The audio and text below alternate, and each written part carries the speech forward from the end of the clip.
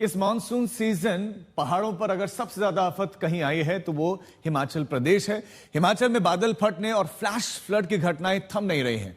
एक दिन पहले ही मंडी शहर के अंदर फ्लैश फ्लड से भयानक तबाही हुई थी। हमारे संवाददाता ने वहां से रिपोर्ट भेजी है, आपको दिखाते हैं।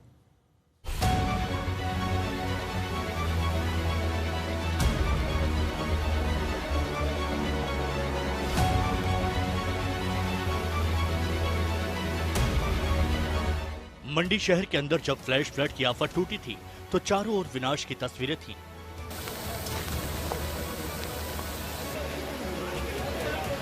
फ्लैश फ्लड में पहाड़ी से आए प्रचंड प्रवाह वाले सैलाब और चट्टानों की चपेट में आए वाहनों की यह हालत आपके सामने है। अंदाजा भी नहीं लगा सकते कि उस वक्त क्या मंजर रहा होगा। मंडी को इस तबाही से उबरने में बरसों लगेंगे। अभी तो मलबा हटाने में न जाने कितने दिन लगे। मंडी में हुए फ्लैश फ्लड के हादसे में 3 लोगों की मौत हो गई। जिन्होंने अपने को खोया, उनके दर्द की इंतहा नहीं है।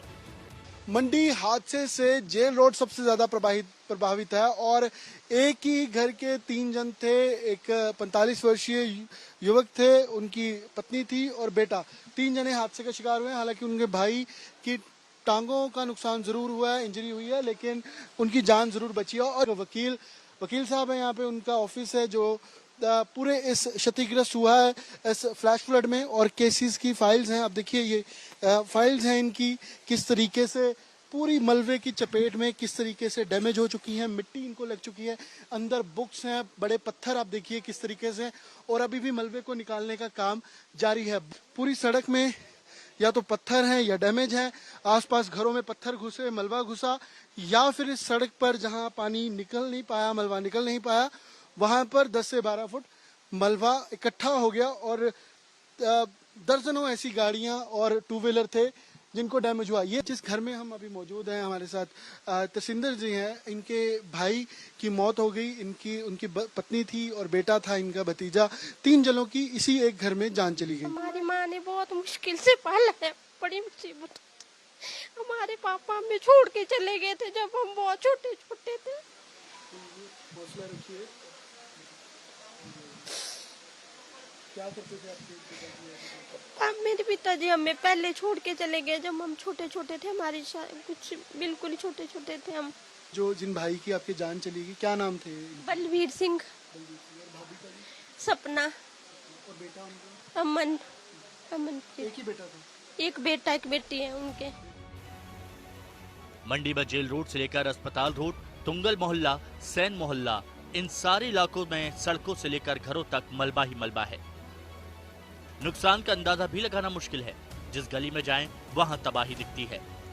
सर ये कम्प्लीटली डैमेज हो गई आपकी गाड़ी? जी सर, ये फुली कंप्लीट डैमेज है। पार्क्ड कैसे, कहाँ थी, कैसे? पार्क जैसे नॉर्मली हम करते हैं, घर के नीचे लगाई थी तो, बट रात को इतना ज्यादा फ्लड आया कि गाड़ी का बॉडी पता नहीं लगा सर। सामने बही? हाँ सामने बही सर। कितना पानी था? बहुत ज्यादा पानी था सर, गाड़ी के छत के ऊपर से गया पानी। पहले क्या स्थिति थी यहाँ पे? यहाँ पर बाउंड्री वॉल होती थी, यहाँ पर गेट होते थे बहुत बड़े लोहे के। तो ये सारा ऊपर से जो क्लाउड बर्स्ट होने से ये जो आया, ये सारा मतलब यहाँ कुछ गाड़ियां पार्क होती थी, वो गाड़ियों यहाँ रुक गई, उसकी वजह से ये सारा यहाँ इकट्ठा हो गया। और ये कितने फीट है अभी मलबा? ये मेरे को एटलीस्ट लग रहा है ये कोई 20 फुट होगा।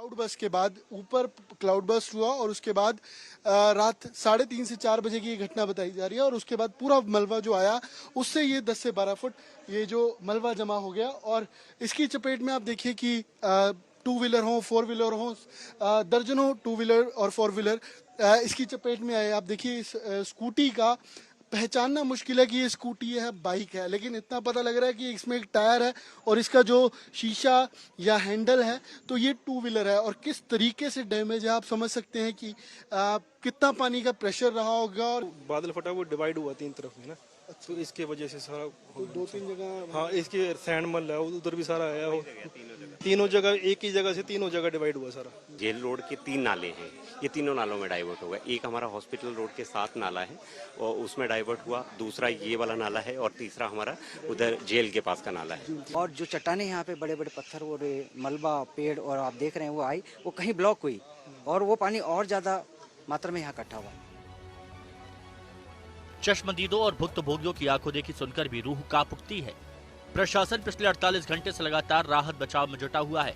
मुख्य सड़कों से मलबे की सफाई चल रही है। लोगों की संपत्ति का काफी नुकसान हो चुका है।